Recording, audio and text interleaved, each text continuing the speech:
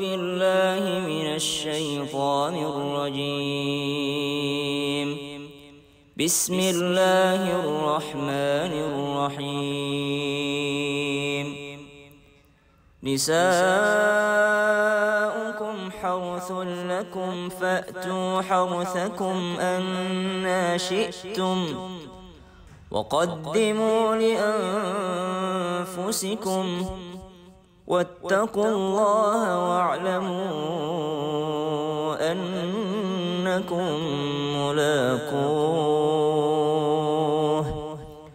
وبشر المؤمنين. Dalam pernikahan, begitu banyak limpahan pahala yang tercurah dikarenakan ibadah yang dilakukan oleh suami istri. Di antara ibadah itu adalah nafkah batin. Tetapi terkadang masih banyak pasangan yang mengabaikan hal ini, bahkan sampai menunda, hingga akhirnya berujung kepada konflik bahkan perpisahan. Na'udzubillah. Maka dari itu penting bagi kita mengetahui bagaimana adab serta ilmu mengenai nafkah batin, yang insya Allah Islam itu indah akan membahasnya hari ini dengan tema nafkah batin jangan dinanti-nanti.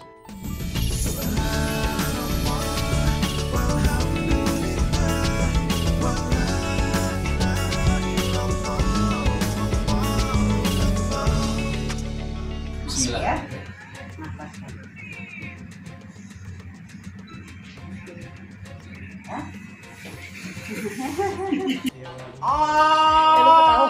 Lu ketawa. Sudah.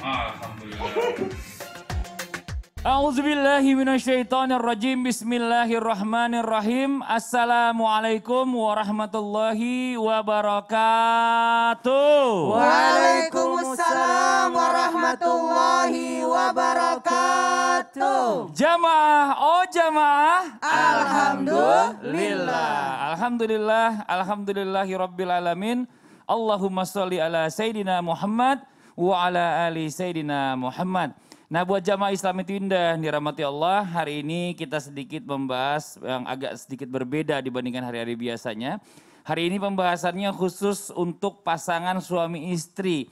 Tapi ya, tidak menutup kemungkinan juga buat yang belum menikah, karena ini bisa jadi satu pembelajaran. Pada saat nanti sudah menikah harus seperti apa, harus bagaimana. Nah, hari ini kita akan membahas tentang tema ya. Temanya adalah tentang nafkah batin. Wah, nih ternyata nggak bisa sembarangan nih bicara nafkah batin. Makanya kita bahas tema panjangannya adalah nafkah batin jangan dinanti-nanti. Nah, sebelum kita lanjutkan pembahasan kita ada sebuah artikel yang akan saya bacakan ya dari Detik ini tentang perempuan paruh-baya tega melakukan perbuatan ini karena suami tak bisa beri nafkah batin. Nah, ini dia nih. Kita baca ya. Perempuan paruh-baya di Bengkulu dilaporkan berbuat tak senonoh dengan 6 remaja lelaki.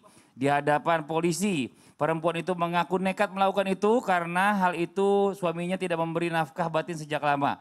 Suaminya sakit gula, jadi tidak bisa memberikan nafkah batin, kata Kapolres Bengkulu AKBP Joko Supriyitno ketika dikonfirmasi Detikcom 17 bulan 4 2013. Pelaku berusia 42 tahun, sedangkan korban rata-rata berusia 14-15 tahun. Perbuatan cabul dilakukan setahun terakhir, tapi baru terungkap belakangan ini setelah ada korban yang melapor. Jadi ini permasalahan yang nauzubillah min zalik ya. Jangan sampai terjadi karena ada rasa boleh dibilang kurang puas dengan pasangannya. Ini nauzubillah. Nah, pertanyaannya nih mungkin buat Ustazah dulu deh nih ya. Nafkah batin ini kan adalah satu kebutuhan bahkan kewajiban yang harus diberikan ya baik suami ataupun istri ini. Tapi bagaimana jika suami ini ternyata mengabaikan nafkah batin dan bahkan malah bersikap malas-malasan. Wah, kayaknya aduh enggak malas-malas gitu ya kan, malas-malasan deh gitu kan. Jadi dibilang kalau misalnya seandainya melakukan juga seolah-olah kayak terpaksa. Ya, ini bagaimana penjelasannya? Mohon izin silakan. Mohon izin Ustadz. Assalamualaikum warahmatullahi wabarakatuh. Waalaikumsalam warahmatullahi wabarakatuh. Jamaah alhamdulillah. Alhamdulillah rabbil alamin. Bismillahirrahmanirrahim. Rabbi shrahli sadri wa yassirli amri wahlul 'uqdatam min lisani yafqahu qawli. Amma ba'du, mudah-mudahan kita semua dijauhkan dari hal yang demikian ya kan. Karena memang yang namanya nafkah batin, pemirsa Islam itu yang dirahmati Allah, nafkah batin ini emang tuh wajib. Karena kan di dalam surat An-Nisa ayat 1 kita tuh menikah untuk apa? Ya untuk ibadah, salah satunya ibadah nafkah batin di samping nafkah lahir. Kalau cuma lahir doang mana enak. Kalau cuma batin doang nggak bisa belanja. Nah bagaimana dengan rumah tangga yang di dalam surat An-Nisa tadi ayat 1 kan ketika menikah wabassa minhuma rijalan katsira wa nisaa. Ketika menikah itu agar lahirlah yang namanya generasi-generasi yang saleh dan solehah. Anak laki, anak perempuan. Di tengah perjalanan pernikahan mulai tuh ada yang namanya rasa males ya kan, capek. Kalaupun melayani ternyata ogah-ogahan gitu ya. Ngapain sih kalau bukan karena kewajiban nggak mau deh nih. Tapi ternyata itu males-malesan. Nah kita sebagai perempuan ketika mungkin suami seperti itu kita tanya dulu kenapa males. Apakah karena dia sakit? Atau karena dia capek mikir. Biasanya yang namanya seorang suami ketika capek mikirin nanti uang belanja gimana, mikirin nanti sekolah gimana, kedepannya gimana, itu kadang suka males yang namanya. Bukan males karena gak cinta, tapi ya udah situasi yang bikin seperti itu. Atau mungkin karena sakit. Kalau sakit kita tanya, yuk kita berobat, yuk kita ke terapis, ini. Jadi kita juga harus tanya.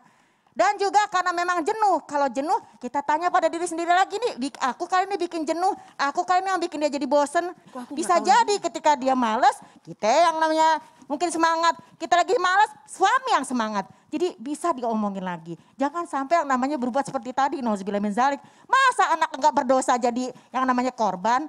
Nah inilah pentingnya ilmu rumah tangga. Makanya kalau nikah bukan sekedar nikah. Bukan sekedar ntar kalau aku nggak nikah.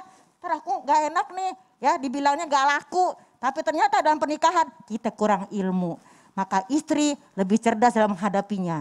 Bagaimana kemesraan Nabi Muhammad SAW dengan para istrinya. Bagaimana dibalik setiap ibadah tadi pasti ada ujiannya. Setiap yang halal pasti ada ujiannya. Mudah-mudahan kita dijauhkan dari hal demikian. Jadi biar kita yang namanya bisa halal. Kenang kembali masa-masa kita waktu manis-manisnya. Kenang lagi. Jangan ngelihat empat. Lah kalau dia 4 kita 4 kapan dong kita jadi mesranya. Ya kan? Jadi mudah-mudahan pemirsa yuk balik lagi. Kita ini nikah untuk ibadah. Setiap ibadah pasti ada ujiannya. Namanya juga halal. Masa mau yang haram? Yang halal aja kita bisa jenuh. Bagaimana yang haram begitu. Jangan yang namanya yang halal aja kita nikmatin. Harus karena apa? Inilah ibadah dari Allah Subhanahu wa taala. Bagaimanapun juga dia adalah pasangan kita. Iya. Agak aktif ya Bun ya, tangannya naik turun ya Bun ya. Merosot terus apa gimana sih Bun? Turun. Turun dulu ya Allah ya Rabbi. Nah ini kita bicara masalah tadi ini kalau nggak salah tadi sebenarnya suaminya karena sakit. Kadang-kadang kalau kita tahu yang namanya penyakit gula itu memang kadang-kadang membuat laki-laki itu menjadi lemah gitu ya. Kadang itu harusnya istri juga mengerti sama-sama membantu dengan datang ke rumah sakit, bagaimana cara mengobati. Ya. Kan banyak cara, banyak jalan menuju Roma gitu. Bener. Dan sekarang kita punya lanjutan lagi nih video yang berikutnya. Ini videonya beda. Kalau tadi yang bermasalah adalah suaminya, kalau ini yang bermasalah adalah istrinya. Ini adalah kita tayangannya tentang istri menolak nafkah batin suami malah menyiksa anaknya sendiri. Nah ini dia tayangannya nih. Dikutip dari Kompas.com, Binsar melanjutkan seusai menegur sang suami, ES yang sedang membersihkan ikan mendengar suara tangis sang bayi. Tergopoh-gopoh menuju sang bayi, ia pun lantas terkejut saat melihat KW sedang mencekik korban. ES pun langsung mengambil bayi itu dari KW sambil memarahinya. Sang istri lalu menenangkan bayi itu sambil memberi korban ASI. Kemudian cekcok kembali terjadi setelah ES menolak permintaan KW yang mengajaknya berhubungan badan. ES menolak untuk memenuhi keinginan suaminya itu dengan alasan baru 40 hari setelah melahirkan. Pelaku yang naik pitam lantas melakukan kekerasan fisik terhadap anak kandungnya yang masih digendong oleh ES. Korban pun dilindungi oleh sang ibu dari amukan pelaku dengan cara membelakangi pelaku. Tetapi KW masih terus berusaha memukul hingga mengenai kepala belakang bayi.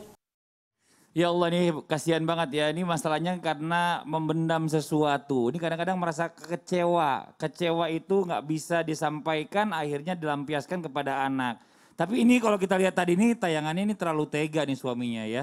Mungkin di sini ya kalau kita bicara masalah tentang keinginan yang belum terpenuhi itu bisa didiskusikan. Benar nggak Ustadz Maulana ya? Benar banget. Nah sekarang saya mau coba tanya nih apakah benar Rasulullah sampai menjelaskan pentingnya nafkah batin ini, bahkan katanya jika istri sedang puasa sunnah maka lebih baik dibatalkan. Tapi kan istri juga nggak mungkin moodnya ini kalau seandainya kita minta lagi jelek terus bagaimana juga nih penjelasannya ya. Karena kan yang namanya kondisi ini untuk nafkah batin ini seharusnya kan dilakukan nih kalau bisa sama-sama senang, lagi sama-sama suka gitu loh. Nah sekarang kalau kita ngomong masalah tentang laki-laki, kalau laki-lakinya ini ngomong nih nggak bisa dinanti-nanti Ustadz. Iya, benar. Kalau dia kepengen sekarang juga. Ya silakan penjelasan ini kalau lebih paham. Ya mohon maaf sebelumnya. Izin Sasa. Bismillahirrahmanirrahim. Assalamualaikum warahmatullahi wabarakatuh. Waalaikumsalam warahmatullahi wabarakatuh. Jamaah. Yeay. Oh, jamaah. Yeay. Alhamdulillah. Alhamdulillah hari ini kita membahas sesuatu yang sangat luar biasa. Allahumma shalli ala sayyidina Muhammad. Ini bagian daripada sunnah Nabi. Bagaimana kita memberikan nafkah. Nabi itu punya istri. Ada sahabat datang. Aku tidak akan mau menikah. Aku tidak akan. Tapi kata Nabi, saya juga menikah. Ingat ya, nafkah batin itu penting. Saya tidak gunakan properti, tapi jamaah yang di rumah lah yang menggunakan properti. Kenapa? Karena agak riskan. Propertinya yang harus saya siapkan untuk di segmen ini, segmen satu ini sebenarnya harus ada pedang. Pedang yang bersarung. Buat apa tuh? Ibaratnya, kalau perempuan itu sarungnya, laki-laki adalah pedangnya. Oh. Kalau sarung kehilangan pedang, aman. Tidak membahayakan. Betul. Tapi kalau pedang tanpa sarung, Oh ya Allah, iya bisa semua bisa itu terluka. menggores kiri kanan. Jadi saya tidak akan gunakan properti karena ini bahaya. Nanti salah paham orang. Ingat ya, pentingnya nafkah batin itu adalah bentuk kasih sayang. Nafkah yang luar biasa. Kenapa? Karena dengan adanya nafkah batin itu membuat jadi tenang. Sakinah, mawaddah, warahmah. 1, 2, 3. Sakinah, mawaddah, warahmah. Membuat jadi tenang. Ada pemberian kasih sayang. Cinta akan timbul dengan adanya kemesraan seperti itu. Oh, itu penting sekali. Semoga anakku nonton ya. Apalagi melanjutkan keturunan. Nah, ingat ya, orang yang tidak memberikan nafkah batin sebenarnya atau wanita yang menolak nafkah batin sebenarnya bisa jadi ada hamba Allah yang akan lahir padamu, tapi engkau menutup. Makanya waktu almarhumah berkata, "Abah, kalau saya meninggal jangan menikah." Saya bilang tidak boleh. Karena ini takdir Allah, kita tidak tahu. Jangan sampai saya berkata tidak menikah, tiba-tiba menikah. Atau saya berkata mau menikah, ternyata tidak. Ini tidak ada yang tahu. Untuk melanjutkan keturunan, maaf ya, tujuan pernikahan adalah melanjutkan keturunan. Dan mengikuti sunnah Nabi. Paman ragiba anil sunnat falaysa minni. An-nikah sunnat paman ragiba anil sunnat falaysa minni. Bukan umatku, golongan yang tidak mau menikah. Jadi kalaupun sampai mati dia tidak menikah karena satu sebab, itu bukan karena ada alasannya. Tapi kalau memang tidak ada alasan, dia sanggup dan sebagainya, lantas dia tidak menikah, itu bahaya. Karena sudah mapan, sudah mampu. Betul. Tapi tidak, jadi ini membahayakan. Apalagi sebaik-baik kalian adalah baik terhadap pasangan. Ini banyak ini, nauzubillah, subhanauzubillah.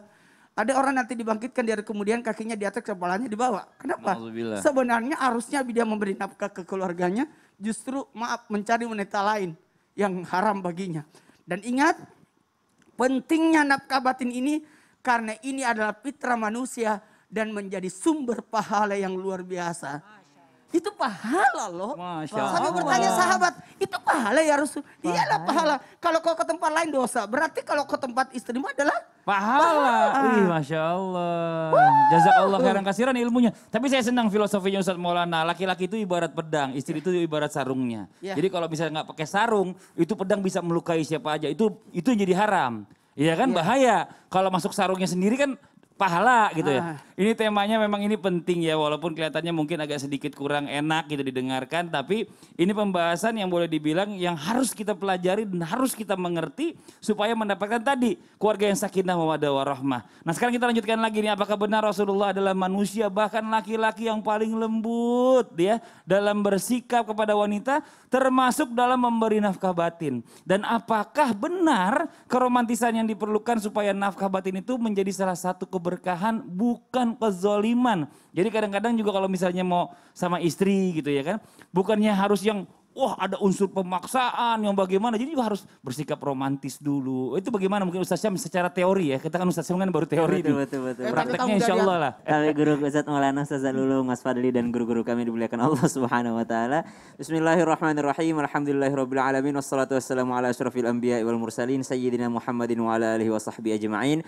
Asbahna wa asbahal mulku lillahi rabbil alamin. Subhanaka la ilma lana illa ma 'allamtana innaka antal alimul hakim. Amin amin ya rabbal alamin. Agak lebih panjang lagi doanya. Rabbi syrah li sadri wa yassir li amri wahlul 'uqdatam min lisani yafqahu qawli. Sengaja panjang supaya enggak kepleset gitu ya. Karena pembahasannya subhanallah. Ini pembahasan yang mudah-mudahan menjadi pelajaran juga buat teman-teman milenial yang ingin melangsungkan pernikahan supaya kita termasuk daripada orang-orang yang menghidupkan sunnah baginda Nabi sallallahu alaihi wasallam. Kalau memang niatnya adalah mengikuti sunnah Nabi, pahala untukmu. Bagaimana Nabi bersikap kepada istri-istri beliau, keromantisan Rasulullah sallallahu alaihi wasallam tidak usah dipertanyakan lagi. Akhlak Rasulullah kana khuluquhul Quran. Bagaimana Al-Quran menceritakan, begitulah akhlak Rasulullah sallallahu alaihi wasallam. Ba'da naqul a'udzubillahi minasyaitonir rajim. Laqad kana lakum fi Rasulillahi uswatun hasanah. Sungguh pada diri Rasulullah SAW ada uswatun hasanah. Contoh role model yang sangat luar biasa yang bisa kita untuk ikuti. Termasuk kepada istri-istri beliau. Satu nasihat ketika Rasulullah SAW ini masyhur. Sering sekali kita dengar. Rasulullah lagi tahajud. Lalu Rasulullah SAW ketika hendak mau sujud ada lagi kakinya Aisyah. Mau ruku lagi, sujud lagi, ada lagi kakinya. Jadi setiap dipindahkan ada lagi, setiap dipindahkan ada lagi. Seakan-akan ini menunjukkan bagaimana Rasulullah Sallallahu Alaihi Wasallam tidak akan mendahulukan kepentingan pasangannya. Ada yang mengatakan bahwa sebenarnya Aisyah sengaja menggoda Rasulullah SAW gitu. Rasulullah SAW tetap dalam keteguhan melaksanakan ibadahnya, hubungannya kepada Allah Subhanahu Wa Taala dibandingkan kepada istri beliau. Sehingga Aisyah radhiyallahu taala anha wardaha juga mengerti bahwa ternyata suamiku bagaimanapun cintanya kepadaku, dia tetap mementingkan hubungannya kepada Allah Subhanahu wa taala. Maka kalau ditanyakan bagaimana Rasulullah SAW mengantar keromantisan menuju nafkah batin tadi, bahwa Rasulullah itu menjaga hubungannya kepada Allah Subhanahu wa taala. Karena banyak suami, mohon maaf tanpa bermaksud menggurui ataupun mengajari, mungkin modal untuk teman-teman sekalian, ada juga suami yang sangat zalim terhadap istrinya karena lagi mabuk, mohon maaf habis menonton sesuatu yang tidak senonoh sehingga dia merasakan syahwat lalu dia kembali kepada istrinya dan ingin melakukan adegan-adegan yang dia nonton. Naudzubillah, Rasulullah SAW menjaga dulu hubungannya kepada Allah Subhanahu wa taala baru melanjutkan nafkah batin kepada istri beliau. Kemudian yang kedua, baginda Nabi SAW pernah ditegur sama Allah Subhanahu wa taala. Bagaimana tegurannya? Ketika Rasulullah SAW sudah mempunyai jadwal kepada istri beliau karena diketahui bahwa Rasulullah SAW menikah lebih dari satu orang. Kemudian Rasulullah SAW mampir di rumah satu istri. Di rumah satu istri ini diberikan minuman kesukaannya gitu. Diberikan minum kesukaannya yaitu madu. Ketika diberikan madu oleh istri tersebut, maka Rasulullah SAW meminumnya. Sampai-sampai lupa waktu Rasulullah SAW untuk datang kepada rumah istri selanjutnya. Maka Rasulullah mengatakan, mulai hari ini saya tidak akan pernah minum madu lagi. Karena gara-gara madu ini saya enggak berlaku adil terhadap istri-istriku. Namun ditegur sama Allah Subhanahu wa taala, ya ayyuhan nabi lima tuharrimu ma ahallallahu lak. Wahai Nabi, kenapa engkau mengharamkan apa yang telah Allah halalkan untukmu? Ini yang namanya hubungan suami istri ini kan kalau boleh dibilang nafkah batin ini sebenarnya statusnya harusnya sudah halal pada saat pasangan itu sudah menikah kan gitu. Tapi saya pernah dengar ini ternyata bisa menjadi haram. Kenapa bisa jadi haram? Padahal kan udah nikah gitu loh. Apa nih jawabannya nih kira-kira nih? Ya bisa jadi haram, bisa jadi dosa. Kenapa begitu? Nanti aja deh. Ntar. Nanti aja jangan sekarang. Oh ya Allah ya Rabbi. Jadi jemaah penasaran di rumah ya? Ya penasaran. Ya udah kalau gitu jemaah yang di rumah jangan kemana-mana. Kita akan mendapatkan jawabannya setelah yang satu ini. Tetap di Islam itu Indah. Jamaah. Oh jamaah. Alhamdulillah.